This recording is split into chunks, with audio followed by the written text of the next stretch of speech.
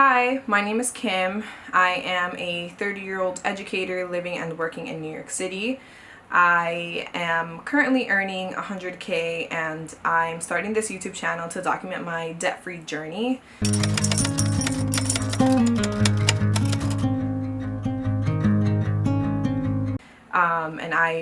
Essentially I want to show exactly how I am getting out of debt and also working toward my goals. So my overall goal is financial freedom, but I do, along the way, obviously I want to save for retirement and things like that, but I am really passionate about acquiring property. I haven't decided if I want to do Airbnb or long-term rentals or both and everything else in between. But that starts now with getting rid of my personal debt. So I'm starting this channel to document that and talk to you guys just about the things that I've learned throughout the process, what has been important to prioritize in my, journey to getting rid of credit card debt, also getting rid of an auto loan debt. I currently don't have a car, but I did have a car, so I'll definitely, talk about that on this channel. And then I also have student loan debt. So in general, I'm about $84,000 in debt. Most of that, about $68,000, is in student loans. But the rest is pretty much credit card debt and personal debt. So like I said, the reason why I started this channel is just to document my journey for getting rid of my debt, and then be able to show you guys how I build up my generational wealth.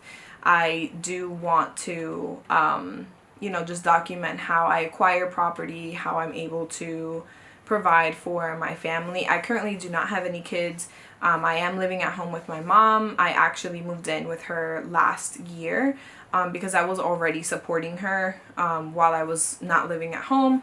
I had a couple of roommates, and so they ended up moving out due to personal circumstances. And since I was already supporting two households, I said might as well just start and move back home. Luckily she had space available, so I moved back home in order to provide for her. I am a first gen, so I am just helping my mom the most that I can, and I just want to support her as I'm building my own generational wealth. And obviously that means that I'm going to bring her along with me, but I need to focus on getting rid of my debt first. Okay, so my money story. Where do I begin? I guess I can start with my childhood. So a little bit about me is I grew up in a single parent household. We went through a lot of like public assistance, things like that. So I did not have the best money habits to begin with. I didn't grow up in a household where I saw a lot of income. Actually, on the contrary, I saw that we didn't have many options, right? Oftentimes, I couldn't afford, my mom couldn't afford to get things for me that I really wanted. And that kind of created this both a scarcity mindset as I got older, but then also this need for like being able to provide for myself. So this really manifested in high school and then in college. When I got to high school, I was able to get a job. I saved up for anything that I wanted. At the time in high school, no one was talking to me about what it meant to actually have income and save it, or what to do with it. So at the time I just blew it on clothes. I remember I had my first paycheck of like $600. I literally spent the entire thing going shopping. I had friends whose parents, were helping them save. And I was like, well, why is your parent helping you save? Don't you want to spend that money? And it was because, again, at that time I didn't understand the importance of having, money and being able to save for the future. I didn't have that vision. For me, it was just like, well, I can provide for myself on a regular, so might as well just take advantage of this money that I have now. So that kind of transferred on into college. So when I first got to school, I went to school in upstate New York. And so the first thing was, I obviously couldn't afford to do many things. Didn't have a car up there, so had to take the bus. I acquired a few skills of just like researching very cheap bus tickets. And it really just kind of snowballed into me trying to keep up with other people on campus. Not necessarily that a lot of people were wearing name brands and things like that, but I did see that they were able to afford things that I couldn't. So for instance, like I mentioned, I went to school in upstate New York. So obviously there's a lot of snow. I didn't own a pair of snow boots. I didn't own not even a real coat. And so I had to figure out how to actually get that. I remember I had gotten like a pair of Uggs for the winter, but my campus was actually really hilly, so I ended up slipping down a hill, and that proved to me, right, that I needed to, okay, now I need to buy snow boots. So just like small occurrences like that, that I started to realize like, wow, I don't have these resources. Enter credit cards. I started taking out credit cards. My first credit card I actually took out right before I left to campus. And at that time, I thought that I had so much money and it was great. And I started, just racking up that debt. Luckily, like I said before, I had already known that I needed to get a job. So I got a job immediately when I got to school, was paying off the credit card. So that was fine. But then I started hanging out with some friends, and I noticed that they were starting to buy certain things, and I was trying to keep up, right? So it was a mix of keeping up with the clothing that they were wearing, or like the name brands and stuff like that. And again, I'm a millennial, so this is name brands were a really big thing, I guess, when I was that age. But it was a mixture of that, and then also having to buy things for myself that I really needed, right? So again, started using my credit card to buy things like detergent. I ended up not having a job on campus after a while. And so I needed to, buy detergent. I needed to buy extra food. I needed to buy some sweaters, other things that I just, obviously couldn't afford on my own. So again, started putting it on a credit card. My mom was helping me whenever she could. But then I ended up having to get another job to be able to support myself in school. So all fine and well. I couldn't even afford at that time to have professional clothing. So I joined clubs, but I wasn't necessarily always dressed professionally for them. So I ended up having to purchase more on there, and then I just kept making the minimum payments on my cards through my job, or the money from my job, so that I can, at least keep up in that way, being able to try to present myself as, best I could. So that continued throughout the entire time in college. Come junior year, I am needing to get an internship at a nearby city, and I needed a car for that because there was no transportation to get out there. Ended up getting a car. I had to have my mom co-sign with me to be able to get the car. And it was the first car in my family. Actually, no one had ever owned a car. And, it was definitely difficult.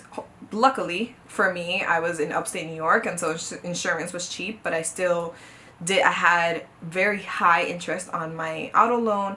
And I had to think about creative ways to pay it off. So long story short, that ended up being for the next year. By the time that I made it home as a college graduate, not only did I have student loans, but I also had my auto loan plus credit card debt. And so it was definitely difficult. To add fuel to the fire, I couldn't find a job immediately after college, and so I ended up doing AmeriCorps. For those of you that don't know AmeriCorps is a volunteer service program. Essentially, you sign up with an organization and you do volunteer service. You do get paid for it, but it is, again, volunteer, or volunteering. I ended up doing that with the Department of Education. That meant that I didn't get paid a lot. Actually, I was paid about $12,000, so on the cusp of not even being able to file taxes, right? That's how little I earned. And so that year I definitely accrued even more credit card debt, just being back in New York City, being able to, you know, try to help my mom with as much as I can, and then also tackling my own debt. That was definitely rough. Luckily, my loans were, I believe they were on either deferment or forbearance throughout that time that you're in AmeriCorps.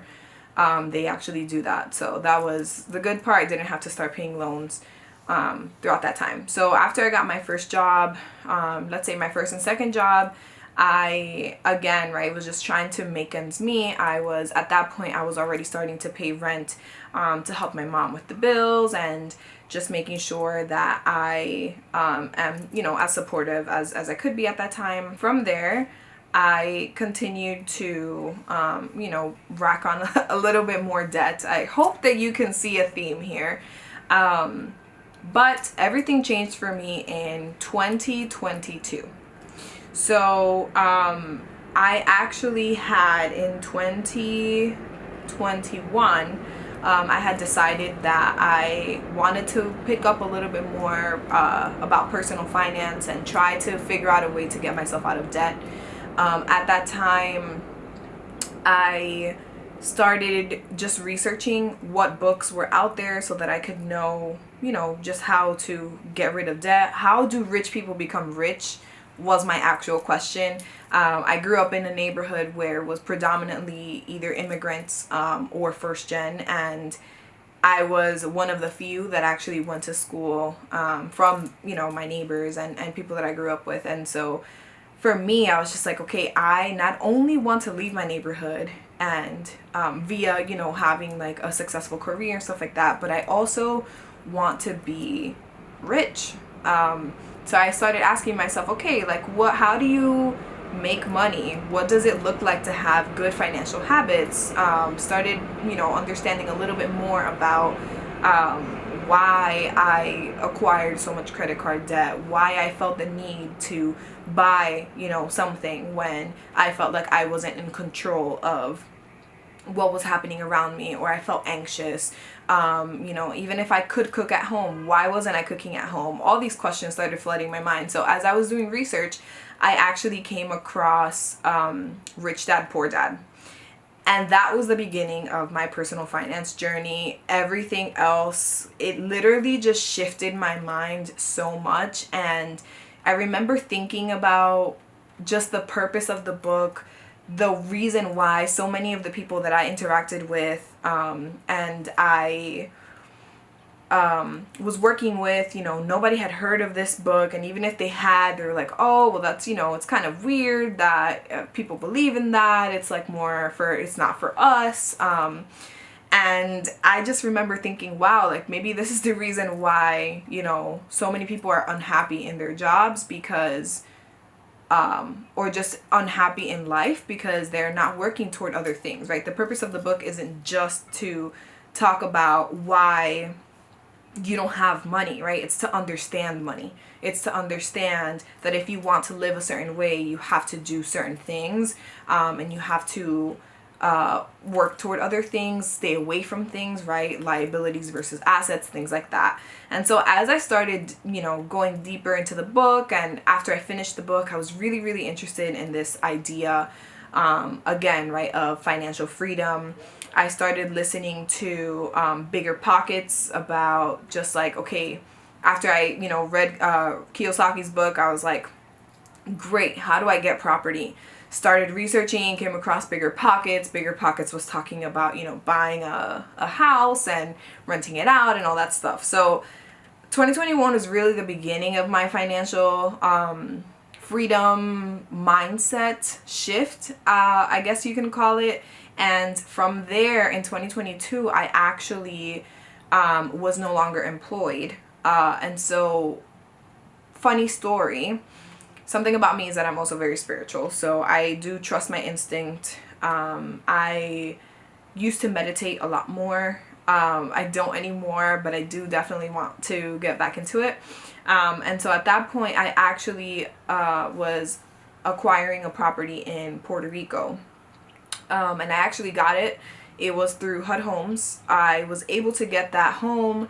And if you know anything about HUD Homes, it is very competitive to get it. So even the fact that I got it was very interesting to me. I went on a whim. I was like, yep, I'm going to, go see it on a weekend. Went to go see it. And at this point, I still had my job. And once I went to go see it, something in my gut literally told me to not get it. So I ended up not doing that. A few days later, and mind you, this was like at the height of the pandemic, things of the sort. A few days later, I was no longer employed. And I got a pretty hefty compensation package, but nothing that could really help make a dent, right, in my debt. So I continued in my financial journey. At that point, I had already obtained my real estate license. So I was like, okay, I'm going full-time into real estate. Great. That had some extra costs. So obviously, I wasn't really making any money. Put that on a credit card. Great. So then I started thinking back to Kiyosaki's book, and I realized that it really wasn't about entering a different job. Like I said at the beginning of the video, I am employed full-time. I'm an educator. I love what I do. I think this is the first position that I have that I enjoy it so much because it's very focused. It's actually focused on financial aid. I work with high school students, and so I help them with their financial aid journey. So it's very befitting.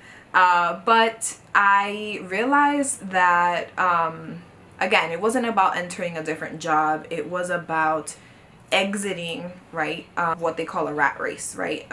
And so even though for me, it's not an immediate next move, I definitely don't see myself working for the rest of my life up until retirement. I think that is a very antiquated thought now, especially with like content creation, right, social media, things like that. So many digital marketing positions or digital marketing products that people can sell, like whatever it is. I feel like there are so many options nowadays that people don't have to work until retirement anymore. Those that are able to keep up with technology at the very least. So to wrap up this first video, I am currently working, and I'm working in New York City. I'm making 100K right now. A lot of my focus right now is in just getting rid of my debt. Then from there, I'm hoping to pay down, obviously my student loans. So first is credit card debt, then it's paying off my student loans. And then from there, in the process, I'm investing. And then from there, hopefully, the next step would be to just acquire property, which is definitely something I can talk about in a later video. Like I mentioned, I am supporting my mom throughout this process, and I am currently living with her, so my expenses are a little lower, which means I can spend a little more in trying to get rid of my debt. As a next step in my career, I'm hoping to go into technology in the tech field. I'm working on getting my Salesforce certification in the next few months. I do participate in a program that is hopefully going to be super beneficial for me to not only network, but also be able to study and really grasp the material. I already have experience interacting with Salesforce, so hopefully, this just gives me that much more experience to be an admin. So I will definitely keep you posted on that, and we can continue, talking about my career and sort of where I'm going. But I definitely want to fuse technology and education. I think that would be a really cool career to go into until, eventually I might decide not to work full-time, or at least not work in the educational space or even the tech space. So we'll talk about that. So before I leave you all, I definitely want to just reiterate, I am starting this channel because I want to document my journey, but as even an educator, as a first gen, as a Latina, I definitely want to make sure that I bring you all along with me, because I think even though I had older sisters, and I do have older sisters, there were lots and lots of things that I wish I would have known in my 20s, in my teenage years, that I if I would have known about those things, I think I would have been in a different position than I am now. And so even though I knew some things, I didn't know a lot of what I know. No adult told me. I didn't receive guidance on anything. So I'm really hoping that this channel can help somebody, one, feel like you're not alone, because you're definitely not. Half of us are out here trying to do the same thing, right? Trying to get out of debt. But two, just really learn new things that would be super beneficial to your debt-free journey. If you are, about to take on student loans. I also went to graduate school and took on more loans. But if you are about to take out student loans, different tips that you can use to pay those off earlier. If you already have student loans, maybe you're older than me, you can also share in the comments like what worked for you, things like that. So again, right, just like provide this community that we can learn from each other. I'll be posting content on not only my journey but things that I learned along the way. I'd love to read a lot of finance books, personal finance books specifically. So I'll be sharing a lot of information on those. I've read tons and tons of books. And have also experimented, right, just so much in terms of closing cards, opening cards, different things that you can do to acquire money, side hustles, all that stuff, just to see what sticks and really just try everything, right, so that I can get out of debt much quicker and work on what I'm really passionate about, which is, education and personal finance, and also real estate, and just like the dreams that I have for not only acquiring property for myself, but starting a business where I can build, right, for other people, and I can build for communities, and just provide people with homes that they deserve. So like I said, hopefully you find my channel, and we can continue talking about this, because it's one of the things that I really like to think about, even as I'm thinking about like my everyday budgeting and things like that, is just, this is not for the current moment. This is not just for myself today. It's for myself tomorrow, but it's also for others tomorrow. If you cannot actually help yourself and get yourself out of debt and out of these financial issues, you can never help others. And so for me, it's super duper important for me to just get out, right, of the financial situation that I'm in, so that I can get much better and therefore also help others. And so I hope that you can join me along in this journey. It'll definitely be a fun one, because the one thing about me is, if I'm failing, it's not for lack of trying, and it's just a matter of finding the right fit. So like I said, thank you so much for joining me. This will be a channel where we can chat.